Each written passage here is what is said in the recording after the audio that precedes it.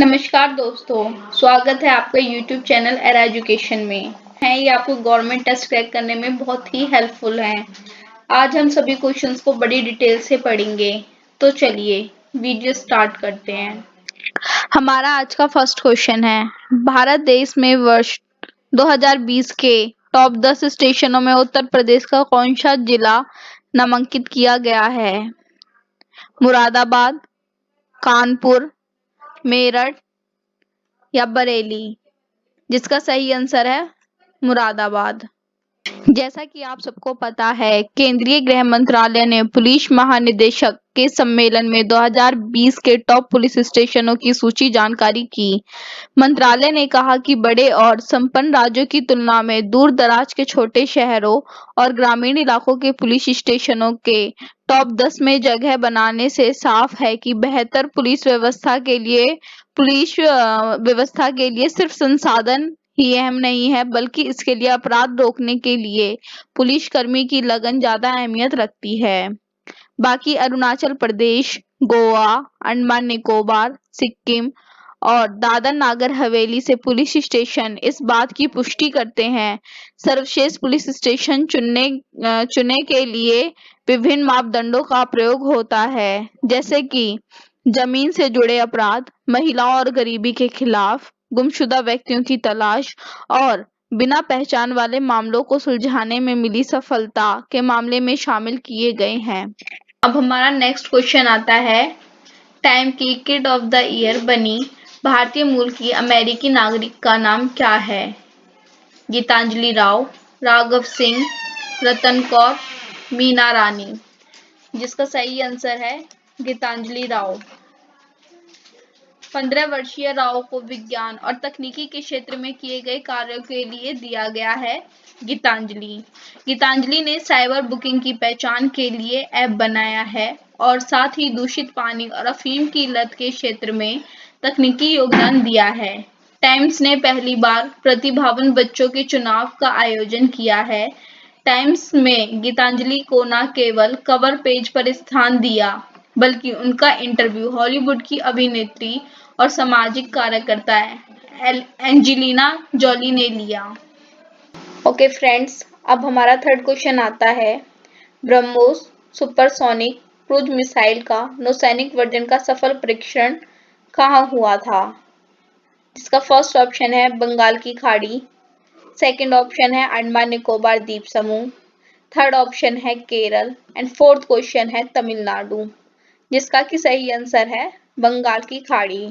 BrahMos supersonic cruise missile का नौसैनिक version का सफल परीक्षण बंगाल की खाड़ी में हुआ था। इस मिसाइल की 2.8 मैक या ध्वनि से 3 गुनी गति है। जमीन से हमला करने वाले वर्जन की मारक क्षमता को 290 किलोमीटर से बढ़ाकर 400 किलोमीटर किया गया है। भारतीय वायुसेना ने 30 अक्टूबर को सुखोई लड़ाकू विमान से बंगाल की खाड़ी में इसका सफल परीक्षण किया था। वायुसेना ने अपने 40 से ज्यादा सुखोई विमानों में ब्रह्मोस को लगा दिया है। 2 नवंबर को इस मिसाइल का नौसैनिकों परीक्षण सफल रहा। 24 नवंबर को भारतीय सेना ने सतह से सतह पर मार करने वाले ब्रह्मोस का मिसाइल का सफल परीक्षण किया था। क्वेश्चन आता है, बागवान फिल्म की पटकथा लिखने वाली अचला नागर का जन्म कब हुआ? 2 नवंबर 1939, 12 नवंबर 1888, 2 जून 1994 या फिर 26 अगस्त 1990? बागवान फिल्म की पटकथा लिखने वाली मशहूर अचला नागर जी का जन्म 2 नवंबर 1939 को हुआ था। अचला नागर जी ने हिंदू साहित्य पर पीएचडी की हुई है। 1982 में फिल्म निर्माण संस्था बीआर फिल्म से जुड़ी और अर्चित फिल्म्स निगाह की पटकथा लिखी। फिर इसके बाद नगीना, निगाहें और बागवान जैसी सुपरहिट फिल्मों की पटकथा लिखी। उनके द्वारा लिखित 2 कथा संग्रह नायक खलनायक और बोल मेरी मछली तथा बाबूजी बेटा जी एंड कंपनी खूब चर्चाओं में रही थी। अब हमारा 5th क्वेश्चन है, बाटा के ग्लोबल सीईओ कौन है? बाटा के ग्लोबल सीईओ संदीप कटारिया हैं। बाटा के global CEO Sandeep Kataria. Switzerland की जूता कंपनी बाटा के लिए भारत टॉप मार्केट है। कंपनी का गठन 1894 में किया गया था और इसका मुख्यालय लुहासे में है। बाटा का कारोबार 70 लाख से अधिक देशों में फैला है और उसके कर्मचारियों की संख्या 35,000 है। कंपनी रोजाना 10 लाख से अधिक उपभोक्ताओं को जूते बेचती है। इससे पहले वे बाटा इंडिया के सीईओ थे। इसके साथ ही 49 साल के कटारिया उन विशिष्ट भारतीयों की जामत में शामिल हो गए हैं जो ग्लोबल कंपनियों में प्रमुख पद संभाल रहे हैं। संदीप कटारिया जुलाई 2017 में बाटा इंडिया से जुड़े और 2 साल बाद इंडिया रीजन के प्रेसिडेंट बनाए गए थे। कटारिया की लीडरशिप में बाटा इंडिया का मुनाफा डबल हो गया। अब हमारा नेक्स्ट क्वेश्चन है, प्रधानमंत्री नरेंद्र मोदी ने 30 नवंबर 2020 को प्रयागराज वाराणसी 6 लेन हाईवे का लोकार्पण किया। यह कितने करोड़ की योजना है? यह योजना 2447 करोड़ रुपए की है। प्रधानमंत्री नरेंद्र मोदी 30 नवंबर 2020 को प्रयागराज वाराणसी 6 लेन हाईवे 2447 करोड़ रुपए। प्रधानमंत्री अपने संसदीय क्षेत्र वाराणसी 30 नवंबर को पहुंचे। वाराणसी के खंडूरी गांव में वाराणसी प्रयागराज 6 लेन हाईवे का लोकार्पण किया। अब तक इस सड़क से वाराणसी से प्रयागराज जाने में 6 घंटे लगते थे, लेकिन अब 3 घंटे ही लगेंगे। बतौर पीएम संसदीय क्षेत्र में उनका यह 23वां दौर है। प्रधानमंत्री पहली बार देव दीपावली कार्तिक पूर्णिमा पर वाराणसी आए हैं। अब हमारा 7th क्वेश्चन आता है, भारत डीप ओशन मिशन की शुरुआत करने वाला है जो सागरों महासागरों के जल के नीचे की दुनिया के खनिज, ऊर्जा और समुद्री विविधता की खोज करेगा। इसकी अनुमानित लागत क्या है?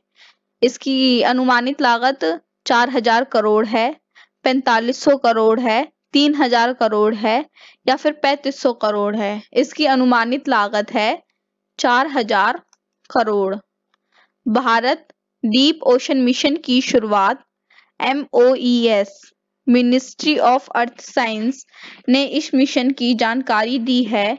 यह मिशन भारत के विशाल विशेष आर्थिक क्षेत्र एक्सक्लूसिव इकोनॉमिक जोन और महाद्वीपीय सेल्फ कॉन्टिनेंटल सेल्फ का पता लगाने के प्रयासों को बढ़ावा देगा।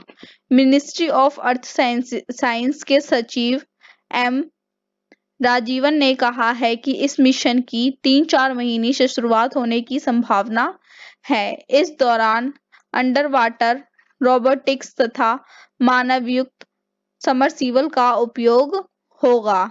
यह विविध संसाधनों जैसे जल, खनिज और ऊर्जा का सीवेज और गहरे पानी से दोहन में भारत की मदद करेंगे। MOES ने इस मिशन की रक्षा अनुसंधान और विकास संगठन, भारतीय अंतरिक्ष अनुसंधान संगठन ISRO, वैज्ञानिक और औद्योगिक अनुसंधान परिषद CSIR शामिल होंगे।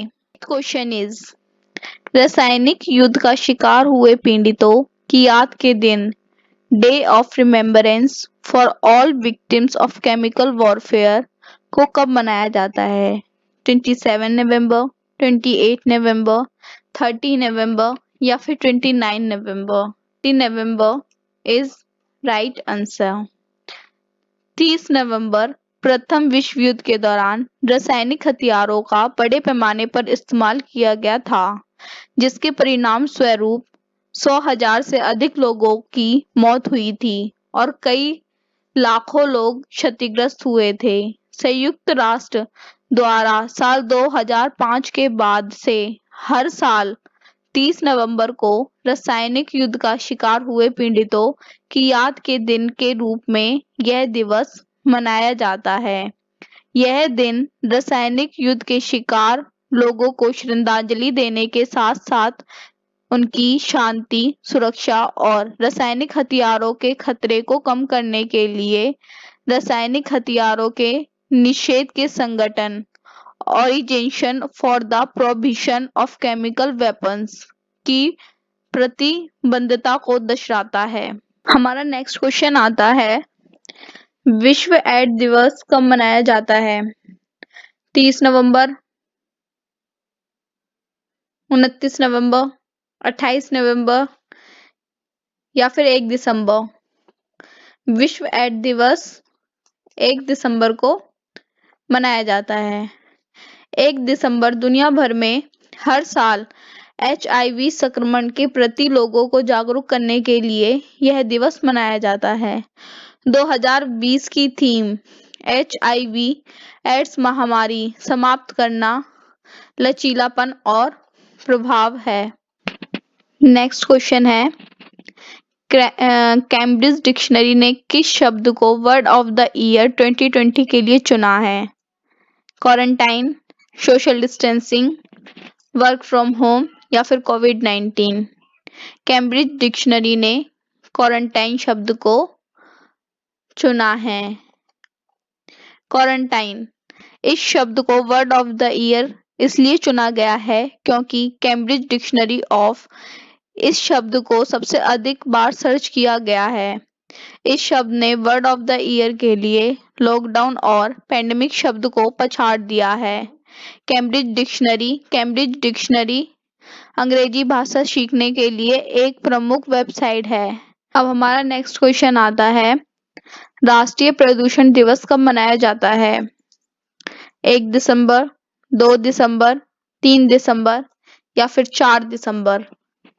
राष्ट्रीय प्रदूषण दिवस 2 दिसंबर को मनाया जाता है। 2 दिसंबर यह दिवस भोपाल गैस त्रासदी की दुर्भाग्यपूर्ण घटनाओं में जीवन गंवाने वाले लोगों की स्मृति में मनाया जाता है। भोपाल गैस कांड 1984 में 2 से 3 दिसंबर की रात को हुआ था। राष्ट्रीय प्रदूषण नियंत्रण दिवस के जरिए हवा, पानी और मिट्टी के बढ़ते प्रदूषण के बारे में जागरूकता पैदा की जाती है। 2 दिसंबर अंतर्राष्ट्रीय दास प्रथा उन्मूलन दिवस। यह दिवस संयुक्त राष्ट्र द्वारा घोषित है। इस दिन को मनाए जाने का उद्देश्य गुलामी के सभी रूपों जैसे मानव तस्करी, यौन शोषण, सबसे बुरे रूप बाल श्रम, जबरन शादी और सशस्त्र संघर्ष के दौरान बच्चों की सेना में जबरन भर्ती से संबंधित मुद्दों के उन्मूलन के लिए सार्थक प्रयासों पर ध्यान केंद्रित करना है। 2 दिसंबर विश्व कंप्यूटर साक्षरता दिवस। इस दिवस को मनाने का उद्देश्य कंप्यूटर की शिक्षा का प्रसार करके अधिक से अधिक लोगों को कंप्यूटर के उपयोग के दक्ष में बनाना है। इस दिवस की शुरुआत भारतीय कंप्यूटर कंपनी NIIT के द्वारा वर्ष 2001 में अपनी 20वीं वर्षगांठ को चिन्हित करने के रूप में हुई थी। अगला क्वेश्चन है, British academy of film and television arts ने ब्रेक थ्रू इनिशिएटिव का इंडिया एम्बेसडर किसे बनाया? अनु मलिक, AR रहमान, विशाल ददलानी या फिर सोनू निगम? इसका सही आंसर है AR Rahman. AR Rahman Oscar विजेता संगीतकार गायक AR रहमान को 30 नवंबर को ये जिम्मेदारी दी गई। वाफ्टा के ब्रेक थ्रू इनिशिएटिव को नेटफ्लिक्स का सपोर्ट है। इस पहल का लक्ष्य भारत में फिल्म, खेल या टीवी जगत की 5 प्रतिभाशालियों को ढूंढना और उन्हें उनकी प्रतिभा निखारने में मदद करना है। वाफ्टा की ब्रेक थ्रू पहल UK, चीन, भारत और अमेरिका के फिल्म, खेल और टेलीविजन उद्योगों की नई प्रतिभा की मदद करने के लिए अकादमी के साल भर के कार्यक्रम का एक हिस्सा है। तो हमारा नेक्स्ट क्वेश्चन है, अंतर्राष्ट्रीय विकलांग दिवस कब मनाया जाता है? 5 दिसंबर, 4 दिसंबर, 3 दिसंबर या फिर 2 दिसंबर। अंतर्राष्ट्रीय विकलांग दिवस हर साल 3 दिसंबर को मनाया जाता है। 3 दिसंबर संयुक्त राष्ट्र महासभा द्वारा 1992 में 3 दिसंबर को अंतर्राष्ट्रीय विकलांग दिवस के रूप में मनाने की घोषणा की गई।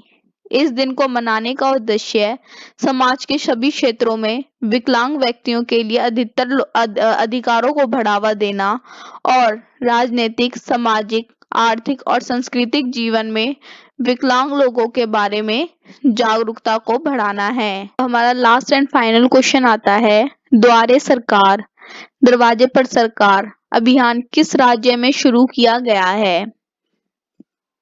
First option is Gujarat, second option is Bihar, third option is Punjab and fourth option is Paschim Bengal.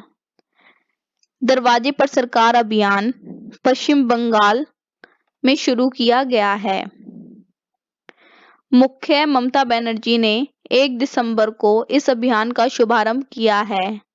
यह अभियान 1 दिसंबर 2020 से 30 जनवरी 2020 तक 4 चरणों में चलाया जाएगा।